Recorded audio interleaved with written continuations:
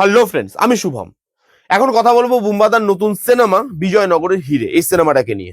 আপনারা যারা যারা বাংলার গল্প পড়েন, বিশেষত গোয়েন্দা গল্প, এবং যারা কাকা বাবুর ফ্যান, তারা এই গল্পটা কোথাও পড়েননি বা সানডে সাসপেন্সে শোনেননি, এটা তো হতে পারে না। আপনারা সবাই জানেন সুনীল গঙ্গোপাধ্যায়ের বিখ্যাত গল্প বিজয়নগরের হিরে, সেই গল্পটার উপরে বেস করে এই 1 ঘন্টা 50 মিনিটের ছোট্ট সিনেমাটা, যেখানে কাকাবাবুর সন্তু হাম্পিতে যাচ্ছে একটা হীরের খোঁজে।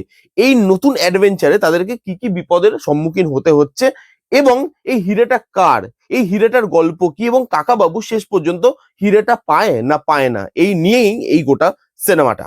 এবার যদি এর পজিটিভ দিক আর নেগেটিভ দিক নিয়ে কথা বলি, দেখুন সিনেমাটা ভালো সিনেমা হয়েছে। আমি এতটা এক্সপেকটেশন নিয়ে যাইনি, কিন্তু সিনেমাটা আমার যথেষ্ট ভালো লেগেছে, এঙ্গেজিং একটা সিনেমা। এবং যেহেতু ছোট সিনেমা, লোককে এই সিনেমাটা বোর করে না।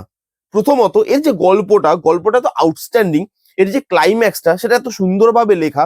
যারা পড়েছেন বা যারা শুনেছেন তারা জানেন এই গল্পটা, যে গল্পটা লাস্টে যে ক্লাইম্যাক্সটা, সেই ক্লাইম্যাক্সটা আউটস্ট্যান্ডিং।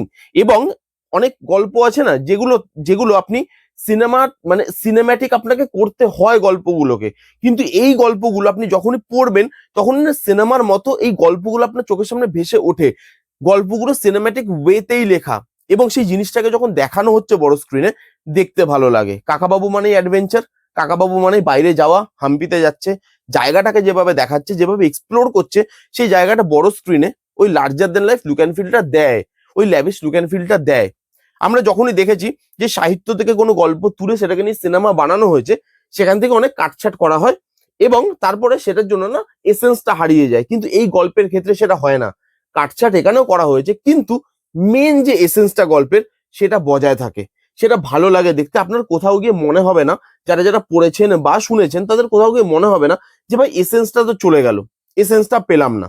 সিনেম্যাটিক করতে গিয়ে, গল্পটাকে ছোট করতে গিয়ে এসেন্সটা কোথাও মিস করে ফেলেছে, সেই জিনিসটা হয় না। এসেন্সটা বজায় থাকে। কাকাবাবুর চরিত্রে বুম্বাদা সবসময় ভালো, সবসময় আমাদের পছন্দ হয়েছে। দর্শক পছন্দ করে বুম্বাদাকে দেখতে এরকম ধরনের চরিত্রে, এবং বুম্বাদা এই চরিত্রটা খুব সুন্দর পারফর্ম করেছে। যেরকম ধরনের এনার্জি, যেরকম ধরনের বুদ্ধিমত্তা কাকাবাবুর আছে, আমরা বইতে যেরকম পড়েছি, বুম্বাদা সেই চরিত্রটাকে না আউটস্ট্যান্ডিংলি প্লে করতে পারে। বুম্বাদার চোখে মুখে ওই কনফিডেন্সটা থাকে যে হ্যাঁ, আমার মধ্যে বুদ্ধি আছে। সেই কনফিডেন্সটা বুম্বাদার চোখে মুখে পাওয়া যায় এই কাকাবাবুর চরিত্রে। এই চরিত্রটা যে ডিমান্ড করে, যে জিনিসটা বুম্বাদা ডেলিভার করতে পারে। আউটস্ট্যান্ডিং পারফরমেন্স, ছোট ছোট ডায়লগ, ছোট ছোট মোমেন্ট যেভাবে ওয়ার্ক করেছে বুম্বাদা, জাস্ট নিজের পারফরমেন্স দিয়ে ওয়ার্ক করিয়েছে। হয়তো ডায়লগটা সেরকম কিছু ছিলও না, হয়তো লাইনটা সেরকম কিছু নেই, বা মোমেন্ট তৈরি হতোও না, বুম্বাদার পারফরমেন্সের জন্য মোমেন্টটা তৈরি হয়ে যায়। এবং যেখানে কাকাবাবু আছে সেখানে সন্তু থাকবে।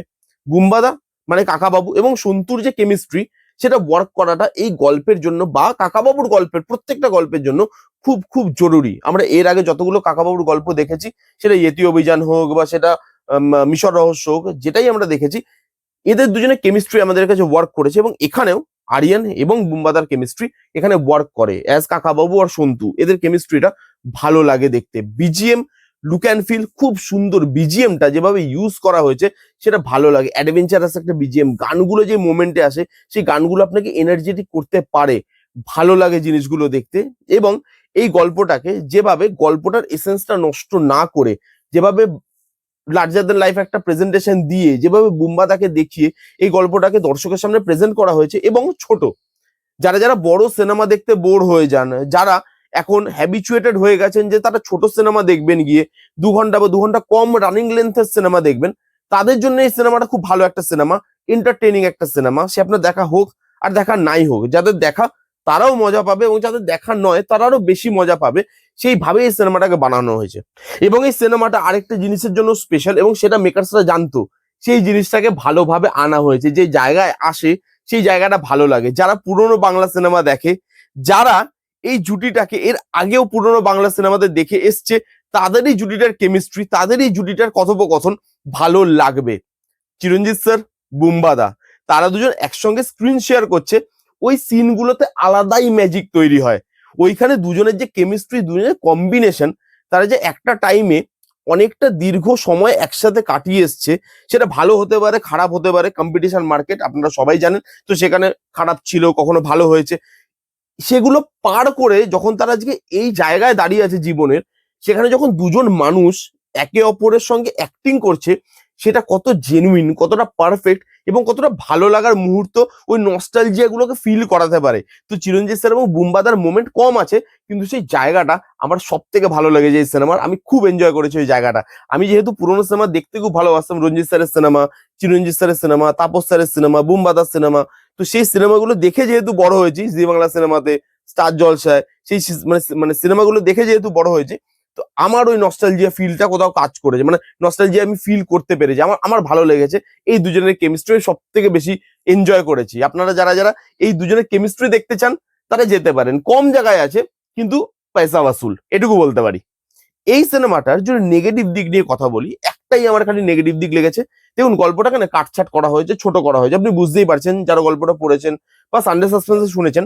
সানডে সাসপেন্সে তো 3 ঘন্টার এপিসোড ছিল এটা, আমার যতদূর মনে পড়ছে। আমি যখন শুনেছিলাম 3 ঘন্টার এপিসোড ছিল। এবার এই 3 ঘন্টার এপিসোড থেকে 1 ঘন্টা 50 মিনিট এনেছে। বুঝতেই পারছেন কাটছাট করা হয়েছে। এবার এই কাটছাটটা না এমনও কাটছাট করে দেয়নি যে যেখানে গল্পের অর্ধেক জিনিস উড়িয়েই দিয়েছে, এরকম না।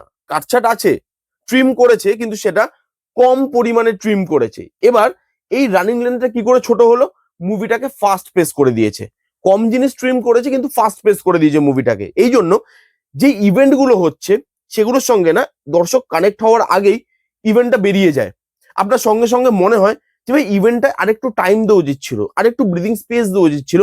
মুভিটা যেন দৌড়াচ্ছে, খালি ইভেন্ট দেখাচ্ছে।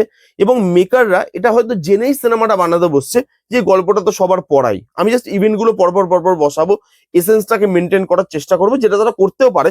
কিন্তু এত ফাস্ট পেস ছোটে যারা যারা পড়েছে বা শুনেছে তাদের জন্য অতটা প্রবলেমেটিক হবে না হয়তো।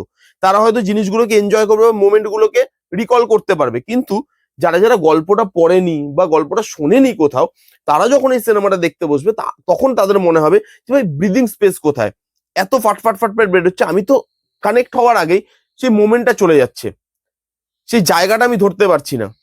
তো সেইখানে কিছু কিছু দর্শকের যারা ওদের এরকম ধরনের গল্প পড়ে না বা শোনে না, বা পার্টিকুলারলি এই গল্পটা পড়া বা শোনা নয়, তাদের এই প্রবলেমটা ফেস করতে হতে পারে। এটাই একমাত্র আমার প্রবলেম লেগেছে।